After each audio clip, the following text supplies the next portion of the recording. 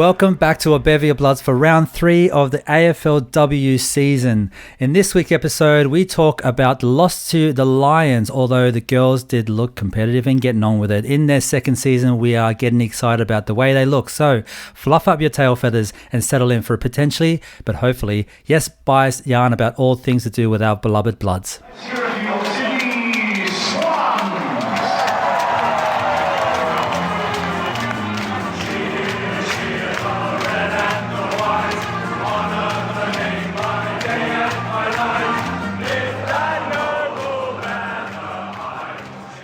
G'day there, Cygnets and Swanlings. My name is Chris, and this week's episode, I'm bringing to the table a Fitzroy Brisbaneite.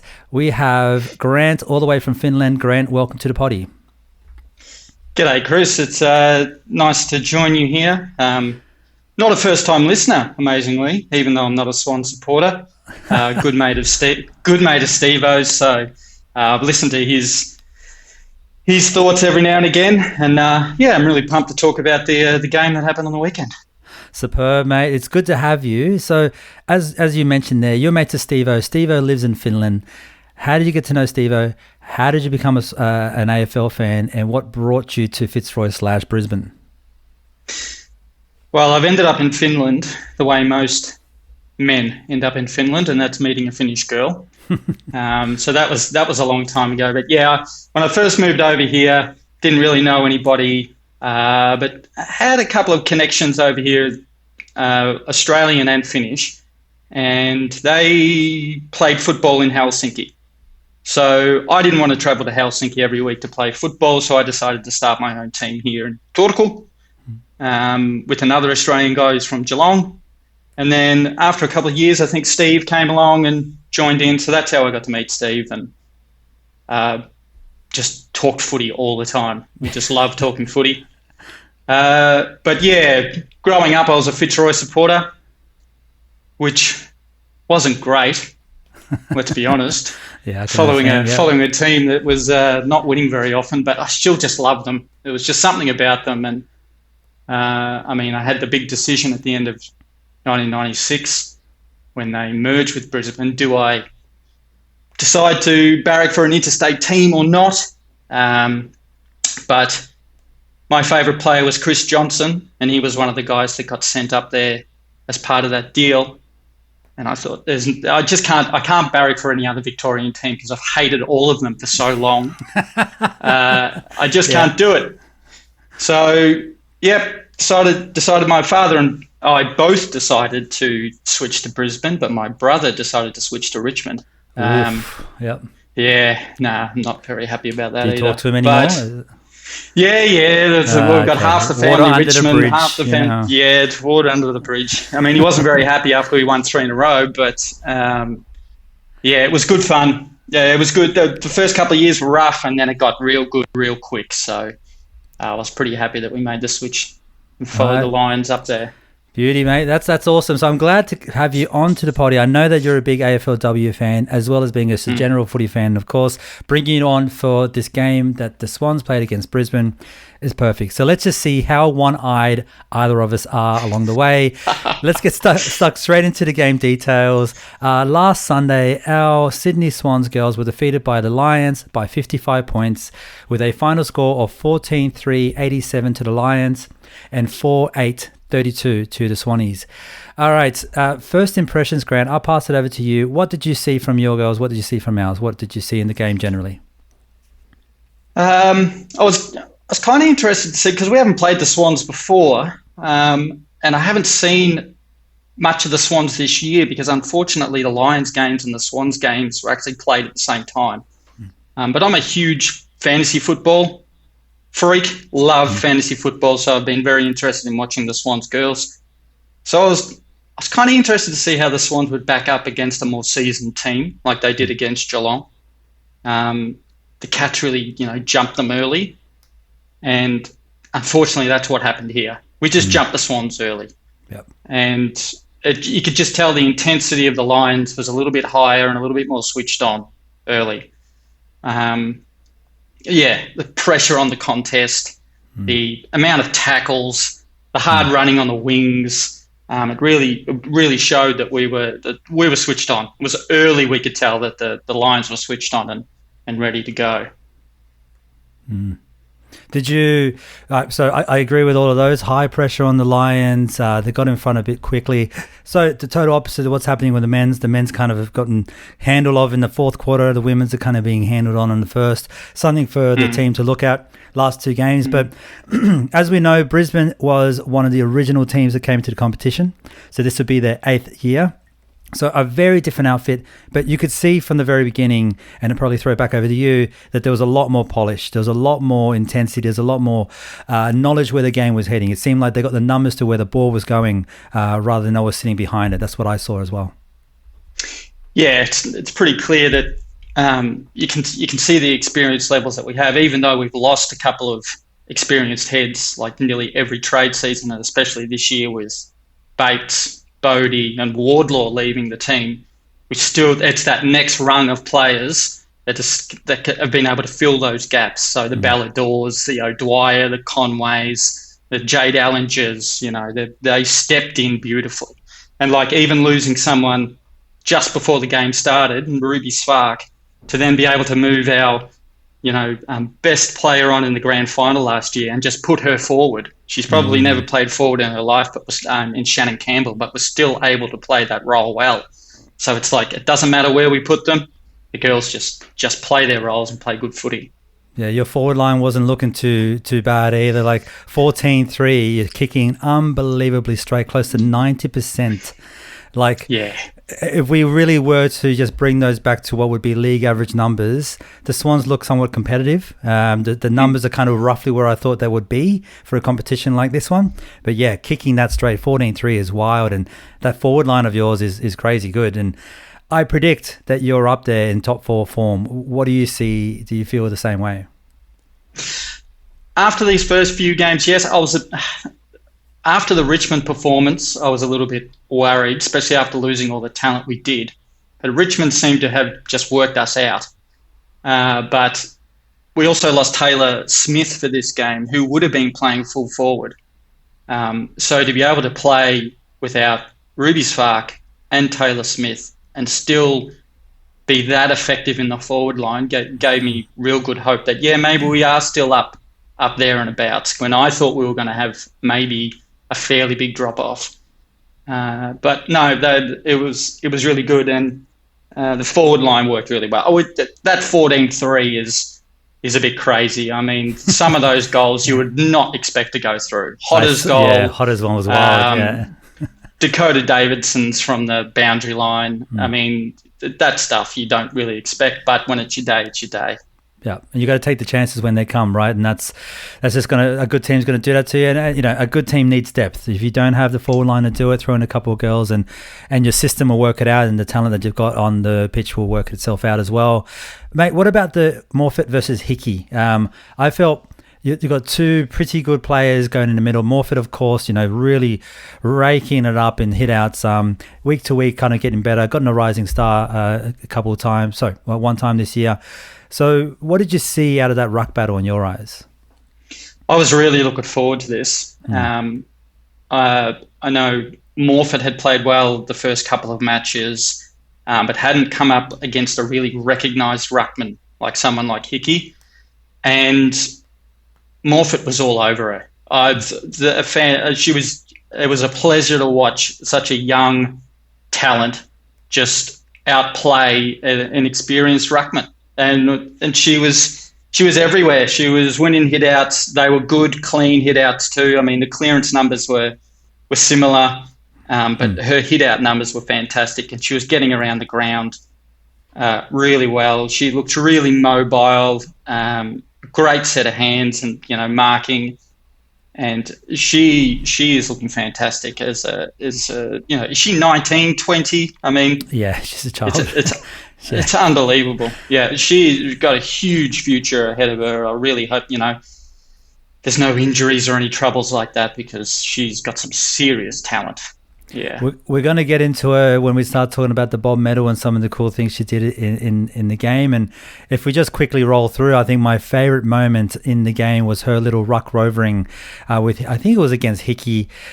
She popped it down, ran off, ran a bit of a circle and then kicked the goal on the back of it.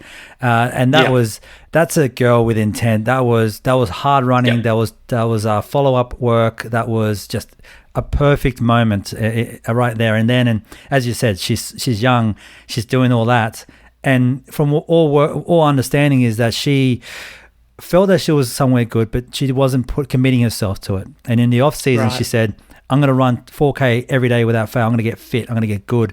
And it started paying itself from the first game. So, and it hasn't stopped since. And we're in round 3, and she's been consistent, and she's been collecting medal points along the way. So, big stuff, big raps for Morford. I appreciate that. Although your Hickey did have that fantastic goal.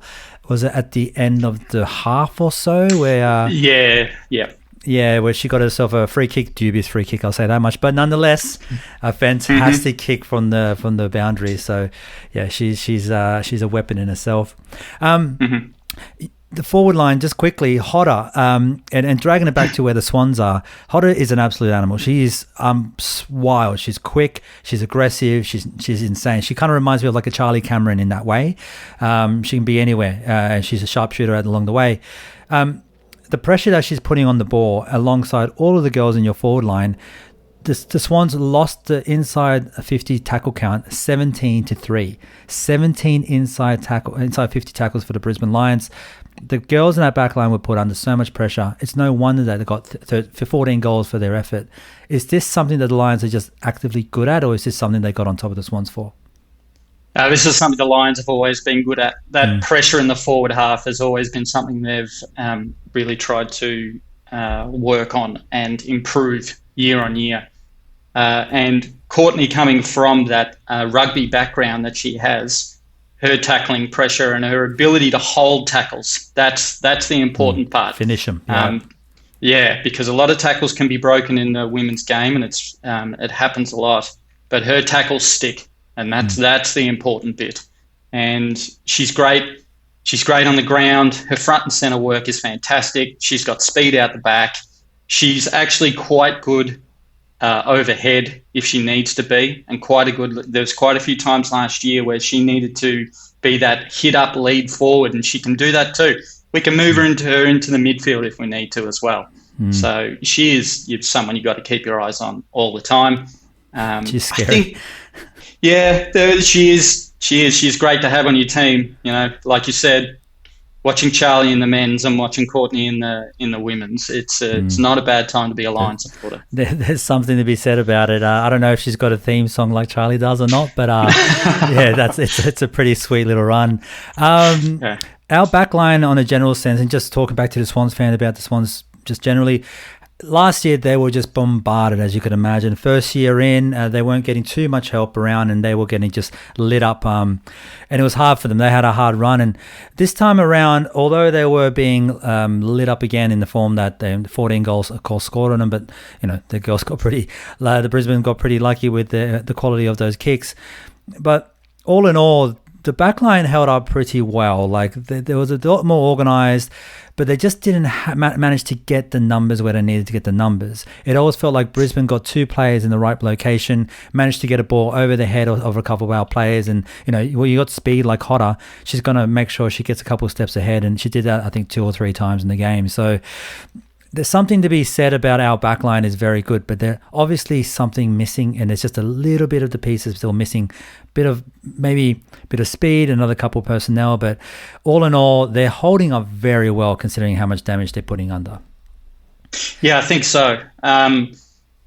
Most of our goals were those running goals from 30 to 40 metres out, where it's Courtney Hodder or Dwyer, our wings. It's not a kick mark into the 20 metres out. That may have only happened once or twice. Your key defenders are holding up well. It's just maybe when the Swans go forward, that defence might push up a little bit too far, and they don't quite read the cues quick enough to get back, whilst the Lions forwards do. So there is always that kick over the line of the defence. and then away we go. I mean, that's how we love to play. The Lions love to turn over the footy in that back half and then just run it as fast as we can. Yeah. But and as for this, and that's what's happened. But, as the man-on-man situation with the Swans defenders, there's not much, work they need to do there. It's that getting back and helping. Yeah. Yeah, look, the lightning fast movement with the Lions, it was a bit similar to what the Cats were kind of doing, although the Cats weren't quite as effective in the way they went about it. The Lions definitely were. And as you said, there's just forced some bad matchups, didn't get the girls kind of swinging their heads a bit and not really knowing where to stand, and just clever play by a team and a coaching unit that's been around for 8 years, right? So that's, it is what it is. But all in all, pretty happy. And even Gowans himself did mention, look, we missed some opportunities to do what we needed to do. And he felt that although the girls kind of put up a good fight, there was a lot of opportunities that we had to kind of really solidify themselves, and definitely on the one-on-one matchups and things in that back line, they weren't in position. So the girls have learned from this. They have been getting better week to week. And all I'm saying is that against the Cats and the Lions, two pretty good teams, two teams we expect to be fighting at least top 6 in my eyes, the girls are holding up pretty well, and I'm pretty happy with the way they're going. You said you noticed something about the way that the Swans were probably kicking it into the forward line a little bit too much, rather than kind of than trying to like scramble the play. Yeah, they were overusing their kick inside the 50. Like I know that the women's game, that they don't kick as far. So I mean, getting it inside 50 is a little bit different. They probably want to get it inside 40. But even when they did, there would be 2 or 3 kicks still, like trying like almost being too selfless, and it actually turned the ball over quite a few times, which then got the Lions running game going. So I just took a note. They must have done it 2 or 3 times. Like even with, and I know we'll get to her later, with Montana Ham. Like even that goal, the first goal that they kicked, there was still 3 kicks inside like 40 meters to actually get to her. When those other 2 probably could have taken the shot. Like I know what they're trying to do. They're trying to get the ball into a better position, but it kept happening. And so I don't know if this is some sort of rule that they have or something they're trying to work on, but it just gives that opportunity for the turnover in the back line. And against an experienced running team, it just opens up. Opens up the rest of the game. Yeah. It's quite interesting you say that, because in last week's potty with Polly, the ultimate inner West Super Swans fan, she and I both mentioned a similar thing where we felt that as the girls were going into the 50, they needed to lower their eyes because they kept just thumping it up. It got turned over and the Cats kind of proceeded in moving it out pretty well, and their backline just was perfect. We always had these opportunities of a girl just kind of sitting there by herself, just outside 50, 40, 45, that little chip kick to just get us in a good position, even if it's a little bit sideways. And we were like, if we had that, that'd be fantastic. So I don't know whether Scott Gowans hammered them for this all week, and they did exactly probably what Gowans suggested, but just overemphasized it. And there's an overcorrection. An overcorrection. Yeah. But in all, we see what they're trying to achieve, and there's an adjustment to be made, but the signs are good, I guess is what I'm saying. The signs are kind of getting there, and they're definitely being coached well, and the girls are kind of slowly pulling it together. And every week I'm kind of more and more proud of them, so I'm very happy. Let's get on to a couple of favorite moments. Do you have any that you wanted to talk through on your side? If we stick with the Swans theme, I thought, we talked about it already with Morfitt's goal in the third, and just Morfitt's third quarter in particular. I noticed we took Hickey off for a majority of the third and really gave our second ruckman, was it McKee, I think her name is, and Morfitt her eyes just lit up. She said, right, here we go. This is my chance. They are clearly paying me no respect here. Yeah. And I'm gonna dominate this quarter. And it's just that goal especially, where she tapped it down pretty much to herself or whatever, and just ran past a couple of people, was just unbelievable. And from like looking at the fantasy scores and things that I've seen of her, I mean, she's not just the favourite for the Rising Star. If she's not up there in All-Australian contention already as ruck, then, I mean, it's crazy. She must be. Yeah. She's a star, and we can only look forward to seeing more of her. She's going to be fantastic. Yeah, and like you said, just touch wood that she stays healthy, because our team is significantly better with her in it, and we'll talk a bit more about her in the Bob Medal, no doubt. Spoiler alert. One quick one that I'll pick up as well. It's good to see Montana Ham out there, although she did only play effectively a quarter's worth of time and had to come off at half time as they looked over their injury. But she did kick her goal coming in her first game back, so immediately showing a bit of class from the beginning, and that's something that we really miss. And to be frank, she's one of the more exciting, more dominant players that can be on a footy pitch. So getting her out there more and often is fantastic. So unfortunately, didn't play the whole game this week. For the week coming on now, they've already suggested she's going to have the week off at least. So they want to make sure that she's aligning. They said she's a young player. We don't want to push her too hard. Although, as Steve-O and I have mentioned a bunch of times, she's a competitor.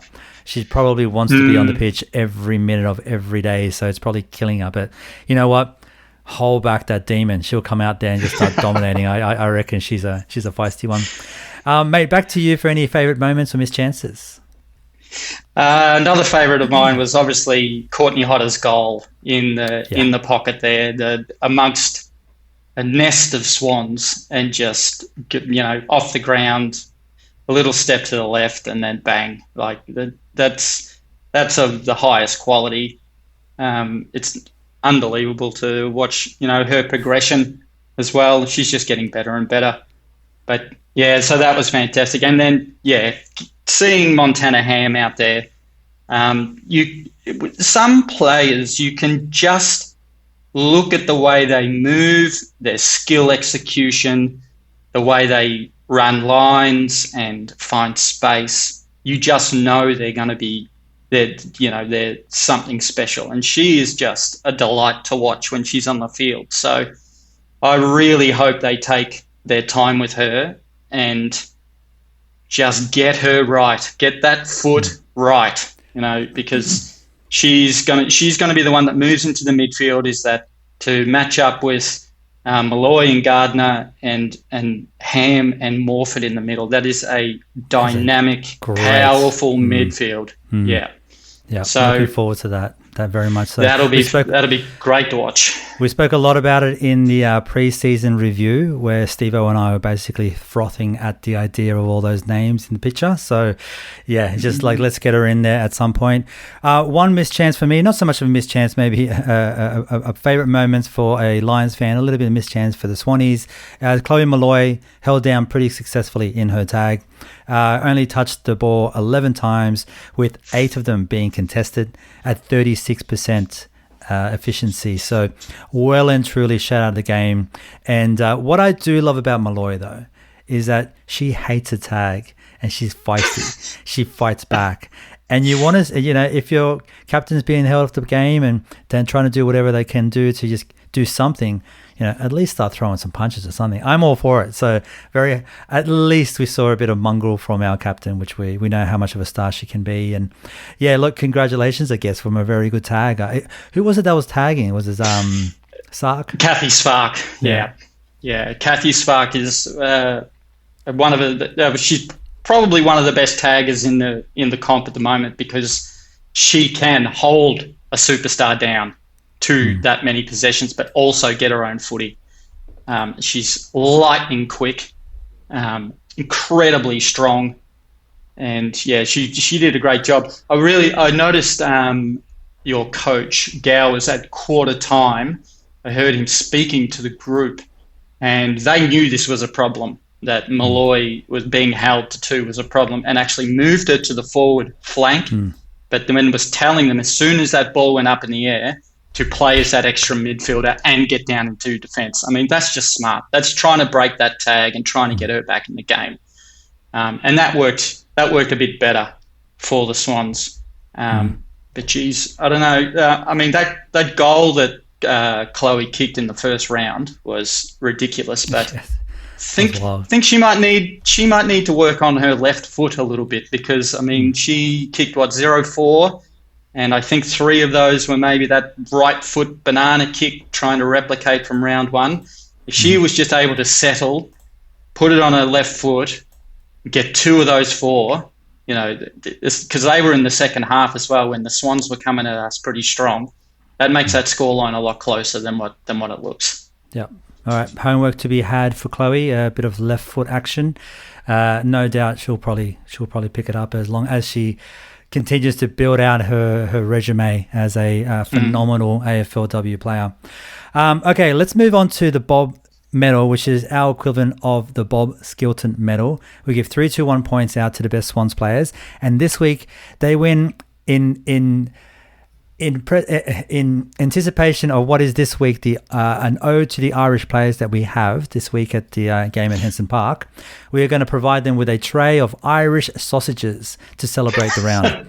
So there's some good Irish butchers. I live in Coogee. It's basically a second version of Dublin. So we'll get them organised and send them over through the mail. I don't know how good they'll be by the time they get on the other side, but, you know, I don't know, microwave them extra. So 3-2-1 points go out to 3 points for Laura Gardiner, 2 points for Ali Morfitt, and 1 point to Rebecca Privatelli. All right, mate. A few notable mentions here. I know you spoke about how much of a fantasy fan you are. I'll let you take it away with the stat points on Laura Gardiner. What a pleasure this was to watch, and what a start of a season pick in fantasy footy. The best thing is she's a forward in fantasy footy. Why, I do not know. But yeah, picked her up very cheaply, chucked it, F1 in the forward line. And then to see her just rack up the disposals, 41, the second most ever in an AFLW game, 9 tackles as well. So going and getting her own footy. Heaps of meters gained, good efficiency, fairly good efficiency. I mean, it was a game for the ages, that one, where, she obviously saw that Malloy was going to get held down. I've got to do something about it, and she just went to work, and it was impressive. Yeah, just seeing those points tick over was nice to watch. Yeah, look, a fantastic way to follow up a 27 disposal effort from last week, bouncing that back for this week with, as you mentioned there, 41. She was named as in the interchange for Team of the Week, and as you said there, second most disposals of any AFL player since the beginning of time. A very special game for her, so raps for Laura Gardiner. Get that microwave ready because there's a tray of probably very warm Irish sausages coming your way. No salmonella. All right, mate, 2 points for Ali Morfitt. I'll quickly just take her stat lines. We've spoken a fair bit about her already. We're gushing about her every single week and continuing to do so. 38 hitouts, 6 clearances, first for the Swans, 17 disposals, and 4 inside 50s, second for the Swannies. I know we've talked about her at length. Tell me anything you want to add to all that.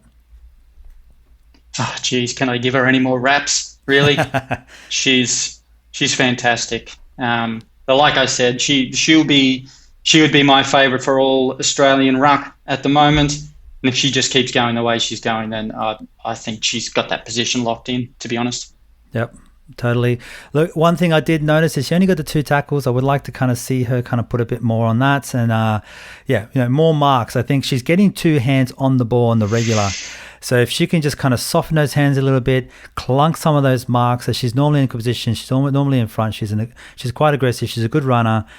Her ceiling is already quite high. It can go way higher again, even within this season with a couple small adjustments. So he's hoping that we see more and even a higher lift from Ali Morfitt, because she deserves a lot of biscuits and there's a lot coming her way. All right, mate. Rebecca Privatelli, our first goal scorer of all time from last year. Take it away with her stat line. Yeah, she did quite well for, a forward line that didn't really get a lot of entries and good clean entries either. So to get, 2 out of the 4 goals, six marks, which is what you always want anywhere, forward of centre, just to be able to hold that ball, then look for that next option. That's a handy effort to kick almost half your team score from that position. So it's a really strong and honourable effort. Yeah, and Polly did mention last week on the potty as well that some more marks inside 50 was a big key for us. And yeah, as you mentioned there, 6 marks best on ground for Privatelli. Hitting some KPIs that the Bevier Bloods have set for some of our players. I don't know if Scott Gowans is listening. If you are, you're doing well, mate. But at the same time, thank you for listening, and we're picking up these KPIs along the way. All right, that gets the 3-2-1 points. We always have a few honourable mentions. Mate, did you have anyone that you wanted to throw a bit of love for? Tanya Kennedy. Really impressed with her game. Knew nothing about her before watching the game. Very quickly I noticed, hang on, who's this running around here and doing all this? This is, so quickly jump on Fantasy Footy as I always do and type in her name and go, oh, hang on a second, I've missed something here. So I noticed that she may have been, I think I found some info that she might be used as a tagger as well previously. But yeah, she seemed to have a bit more room to move around this time, and super impressed with the way that she goes about it. Yeah, good shout, mate. I'll pick another one up. Lucy McAvoy, been huge fan of her calmness, her class, her kick, her efforts in that back line are not noticed. They are very, very, very good, and it's really looks like it's kind of coordinated and settled down that back line pretty well. There's obviously a lot of work to be done, but all in all, every time she touches the ball, my heart just the BPMs just dropped about 30%. I'm just like, cool, she's got it. She's going to use it well. She's a classy player, our co-captain, and really happy to see her back in the game. So back in our team. All right, well that closes off all of that. We're going to talk about the post game just very, very quickly.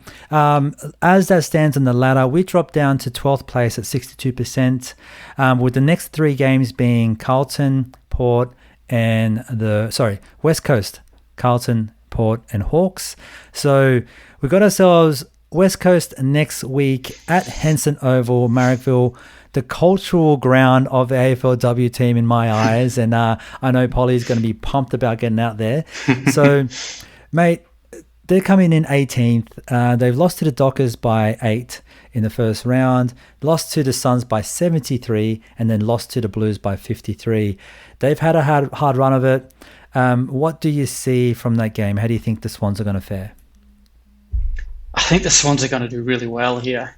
I've seen a couple of the West Coast games, and like you say, they are struggling. Sure, they've got a few good players, but the talent drops away pretty quick. I reckon at the start of the year, when the Swans looked at this the schedule coming up, they would have thought, right, this West Coast Carlton Port Hawks run we've got, this is where we could really make a run here. They got that win in the first round, which was, they would have been pumped about, and that would have given them the confidence to say, hey, this next month we've got a big chance to really push up that ladder. So I'm picking a big win for the Swans here. Right. Okay. If they can play the way they did against Geelong and against the Lions, that second half football from the start, don't get jumped. I think they're a big chance to have a nice, really comfortable win in this game.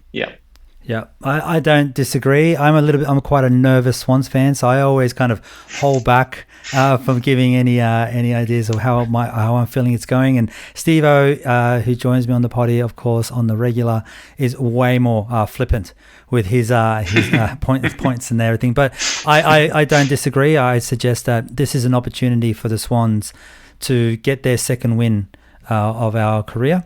And then, as you say, probably put on some points. And if we can just do and the competitive stuff that we've done in the last 2 games, in the last 3 games, but in the last 2 in particular, by playing against some high quality players with the pressure they play with the ball movement they play with, then why can't we put on a fantastic show? If the girls go out there with that level of intent to go out there and make a point of winning and winning strongly, I want to see the girls do well. And I think a KPI would be like a minimum, a 3, 4, 5 goal kind of win is kind of where my mind is sitting on. That's what I'm expecting from this game. Look, West Coast is having a bit of a hard time. They are getting lit up in the AFL, as we know. They are being lit up and came last with an anchor in the VFL, and they're coming last in the AFLW. There's not a lot of good things to be had as a West Coast fan at the moment. No, I would. This feels like Fitzroy days for those guys. I'm sure there is. You reckon West Coast moves to Tassie or something? Yeah, I don't know. They could probably buy Tassie with all the money they've got, but I've got no idea what is going on over there. I mean, surely they've got. I mean, it's a real mystery how such a strong, imposing club for so long has managed to fall away like this. But as far as the women's team go, I don't know. I mean, they've got some talent in there. Most of it's in the back line, and they're getting plenty of ball, so they're only going to get better.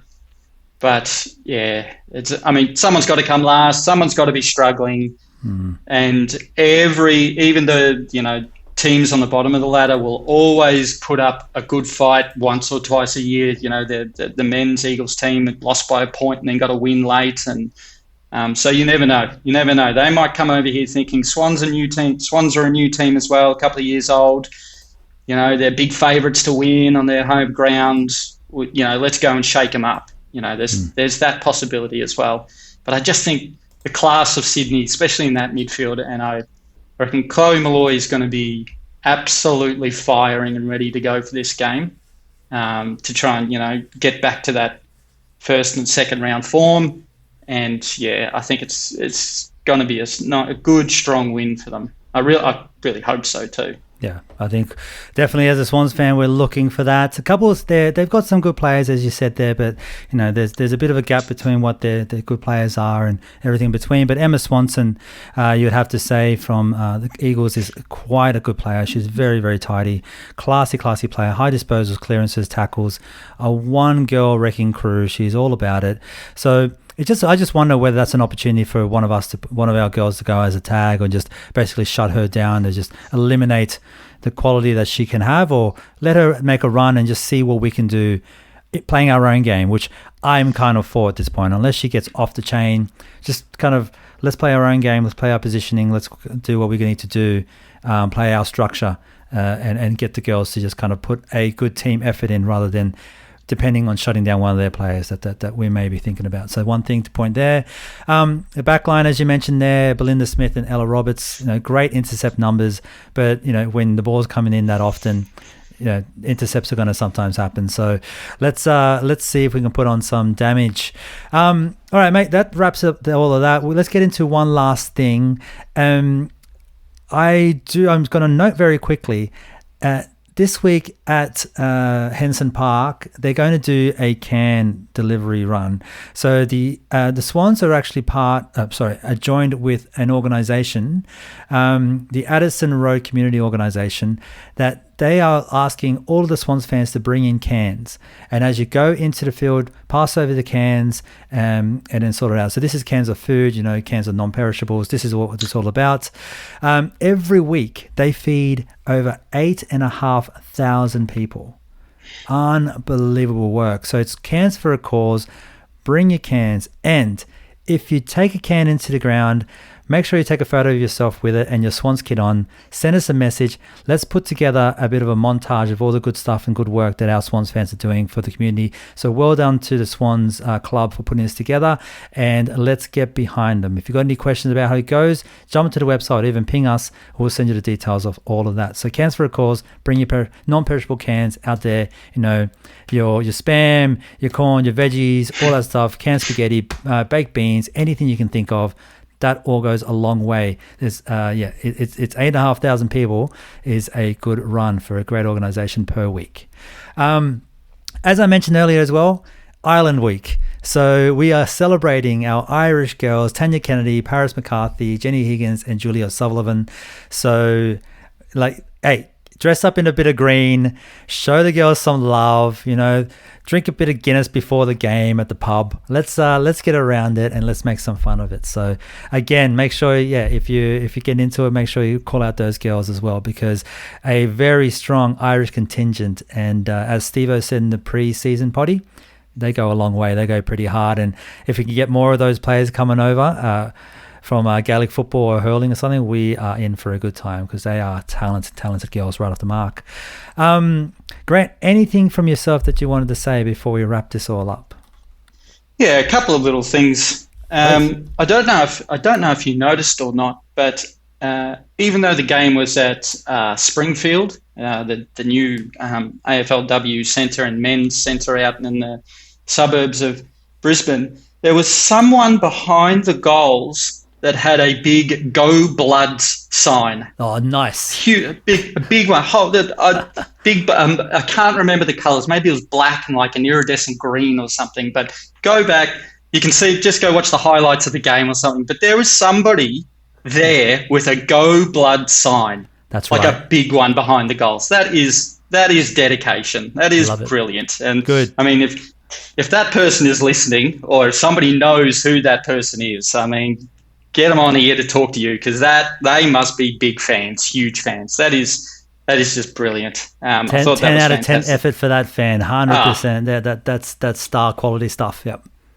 Yeah, going into enemy territory like that, and imagine the players seeing that away from home at a not a football state either. They're both non-football states really. And there is someone with a "Go Blood" sign. That's as good as it gets. Well, we are the highest followed AFLW team going around. I was going to point that out. So yeah. Oh, there you go. That's great. That's good news. And also, just a little some props to the commentator when Kathy Svark fended off a tackle and renamed it a Svark off. I think that is some great terminology right there. I thought that was, it's just. Yeah, the old spark off. So that's good. So you got away with that. You get away with that one. That's good. Yeah. I'll be using that forever now. It's no more "Don't Argue" or "Dusty" or anything like that. It is a spark off. Yeah. It's got so kind of very like happy with that. 12th man vibes. It goes, spark off that bloke. Yeah. Very good. Oh, lovely. Yes. All right, well, awesome, mate. Look, Grant, I appreciate so much for you jumping on and into hostile territory on this potty for the Swannies. Your insights are very much welcome. We appreciate all of it. Good luck to the Lions in the rest of the season for the men's and the women's, as the men's go through their finals campaign in the prelim, and as the women go on to probably play finals and probably go all the way. Let's see where they go. For the rest of the listeners out there, thank you so much for listening in. We'll see you at Henson Park this Sunday and at the pub before and after. Until then, up the bloods and go you Swannies! Swannies!